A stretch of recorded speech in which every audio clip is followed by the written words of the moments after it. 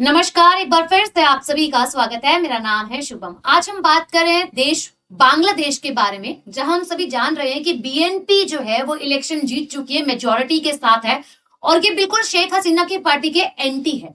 तो हम ये समझ सकते हैं कि हिंदुओं पर संकट आपको ज्यादा देखने के लिए मिलेगा। हालांकि ऐसा नहीं है कि यहाँ पे माइनॉरिटीज, अल्पसंख्यकों पर हिंसा नहीं हो रही है, उन पे अत्याचार नहीं हो रहे हैं, महिलाओं का अपहरण नहीं किया जा रहा, रेप केसेस हमें सुनने के लिए नहीं मिल रहे, सब कुछ सुनने के लिए मिल रहा है, सब कुछ हम लोग देख रहे हैं। जब से साल 2024 से तख्ता पलट हुआ है देश के अंदर, तब से अब तक हम ये देख रहे हैं कि जो बांग्लादेश के अंदर हिंदू हैं वो काफी ज्यादा संकट का सामना कर रहे हैं। कभी आप लोगों के हिंदू मंदिरों को जलाया जा रहा है, कभी आप लोगों की हिंदुओं के साथ अत्याचार किया जा रहा है, बहन बेटियों को सुरक्षित नहीं देखा जा रहा। इस दृष्टि से बांग्लादेश की छवि जो है भारत के अंदर बन चुकी है। तो क्या रणनीति रहने वाली है हमारे भारत की अपने हिंदुओं को बचाने के लिए? क्या सच में आप लोगों को अब और ज्यादा माइग्रेशन जो है वो देखने के लिए मिलने वाला? और भारत की कंडीशन को देखा जाए और बांग्लादेश की स्थिति को देखा जाए तो बॉर्डर एरिया पर आप लोगों को कैसी चीजें जो है, कैसी हलचल जो है अब देखने के लिए मिल सकती है? क्योंकि बीएनपी की अगर हम बात करते हैं तो ये बिल्कुल ही, मैंने बोला जैसे कि मेजोरिटी के साथ जीत चुकी है। और आप लोगों से बात की जाए आप यहाँ पे जमाती इस्लाम पार्टी के बारे में, तो ये दोनों की दोनों पार्टीज काफी ज्यादा बहुमत के साथ और शेख हसीना के बिल्कुल अगेंस्ट पार्टी है, जिससे हम लोगों यानी कि हिंदुओं को काफी ज्यादा खतरा हो सकता है जो बांग्लादेश के अंदर फिलहाल में रह रहे हैं। तो आइए समझते हैं कंप्लीट टॉपिक को। सबसे पहले चैनल को जरूर सब्सक्राइब कीजिएगा, पहली बार जुड़े हैं वीडियो को लाइक जरूर कीजिएगा। तो बांग्लादेश में हिंदुओं के अस्तित्व पर हो चुका है संकट, आ चुका है खतरा, और भारत की क्या रहने वाली है रियल पॉलिटिक्स, इसको समझना जरूरी है।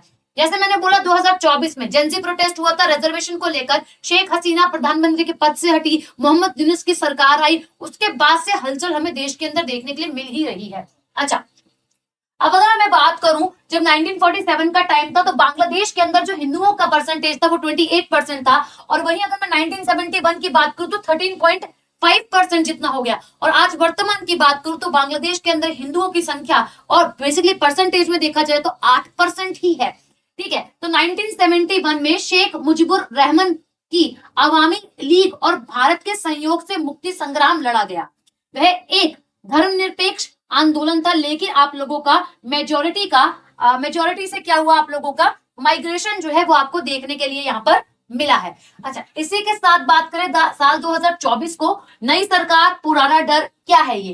5 अगस्त 2024 के बाद ही हिंदुओं में भय का माहौल जो है वो बन गया है। कारण क्या है? सरकार बदलते ही अल्पसंख्यकों के खिलाफ हिंसा का जो दौर है वो शुरू हो गया। साथ ही शेख हसीना जो कि आवामी लीग से संबंधित है, उनका तख्ता पलट हुआ, मोहम्मद यूनुस की अंतरिम सरकार का गठन जो है वे हुआ। अभी मैंने बताया कि बीएनपी मेजोरिटी के साथ जो है वो जीत चुकी है, तख्ता पलट हुआ। अच्छा, हिंसा के डरावने आंकड़े हमें यहाँ पर देखने के लिए मिल रहे हैं, एक बार जरा ध्यान दीजिएगा। 2000 से ज्यादा सांप्रदायिक घटनाएं हुई हैं, मंदिरों को ध्वस्त करा गया है, लोगों को मारा गया है, और अलग से प्रचार आपको देखने के लिए मिला है। 50 से ज्यादा हिंदुओं की हत्या हो चुकी है। आप ये समझो कि हमेशा जो आपको डेटा दिया जाता है ना मौत का, वो हमेशा कम ही बताया जाता है, ताकि मामला और जो कंडीशन है वो और ज्यादा बिगड़ ना जाए, लोग रोडों पर उतर ना जाए। इस कारण भी कहीं ना कहीं आंकड़े कम बताए जाते हैं न्यूज द्वारा और न्यूज चैनल द्वारा। अच्छा, अगर हम बात करें, सिर्फ आंकड़े नहीं है, है ना, ये क्या है? जिंदगियां हैं जो कि अब खत्म हो चुकी है, किसी का परिवार पूरा का पूरा डिस्ट्रॉय हो चुका है। आप समझो ना, अगर एक व्यक्ति घर के अंदर कमा रहा है और बाकी सब खाने वाले हैं, यानी कि कोई वर्किंग नहीं है, तो अब जो व्यक्ति कमाने वाला है वो बाहर जा रहा है, उसी पर हमला हो जाए तो बाकी फैमिली जो है वो पूरी की पूरी बिखर जाएगी, तितर बितर जो है वे हो जाएगी। अच्छा, इसके साथ बात करें, ये हमला जो है आप लोगों के वर्किंग क्लास हिंदुओं पर जो है वे हो रहा है, यानी कि बेसिकली आपको यहाँ पर हिंदू लोग जो है वो खतरे में देखने के लिए मिल रहे हैं। शांति संतुलन में बड़ा बदलाव आपको क्या देखने के लिए मिल रहा है? अगर हम पीछे बात करें 2008 से 2024 को लेकर, आप यहाँ जानते हो कि शेख हसीना की गवर्नमेंट जो है वो चलती हुई आ रही थी। क्या बीएनपी की वापसी हिंदुओं के लिए खतरा लेकर आएगी? जैसे कि अभी मैंने बोला बीएनपी जो है मेजोरिटी के साथ जीत चुकी है, तो खतरा, जी हाँ बिल्कुल खतरा बन सकता है हिंदू अल्पसंख्यक समूह के लिए। और फ्यूचर इलेक्शन की फेवरेट चीजें क्या रहने वाली है ये भी समझते हैं। ठीक है, जैसे कि अगर हम बात करें बीएनपी को लेकर, तो बीएनपी का इतिहास क्या रहा है? अल्पसंख्यकों के लिए काले दिन कहा जाता है अगर बीएनपी सरकार आती है। तो वर्तमान में भी तो ये हमें देखने के लिए मिलेगा।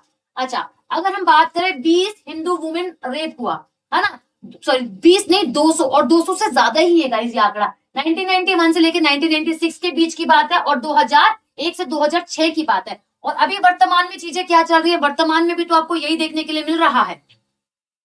क्या देखने के लिए मिल रहा है आपको बांग्लादेश के अंदर? अच्छा, 2001 का अगर हम भयानक मंजर की बात करें, विक्टिम पूर्णिमा रानी थी, 13 वर्ष की, मात्र 13 वर्ष की छोटी सी बच्ची। इंसिडेंट क्या हुआ था, चुनाव के बाद ही हिंसा में आप लोग का शमशान घाट से घसीट कर गैंगरेप जो है वो आप लोगों का किया गया इनके साथ। और अगर हम बात करें बीएनपी शासक में महिलाएं जो है बेसिकली असुरक्षित यहाँ पर अपने आप को फील कर रही है। ठीक, इसके बाद अगर हम बात करें बीएनपी और आपका जमात ए इस्लामिक खतरा, तो बीएनपी क्या है, पॉलिटिकल पावर, खतरनाक गठबंधन है जो कि आप लोगों का दोनों के बीच का है।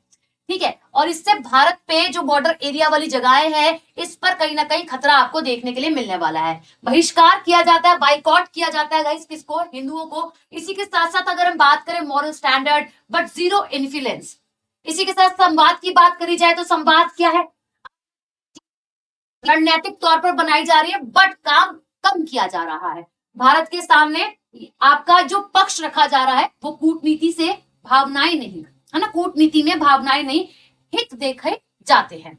अच्छा, अब अगर हम बात करें, हमारे एक्सटर्नल अफेयर मिनिस्टर है एस जयशंकर, इनका भी क्या है आप लोगों का तर्क जो है वो आपको देखने के लिए मिल रहा है। 16 साल के निर्वासन के बाद पहली बारी बड़ी एक मुलाकात जो है इनकी यहाँ पर आपको देखने के लिए मिली है बांग्लादेश के अंदर।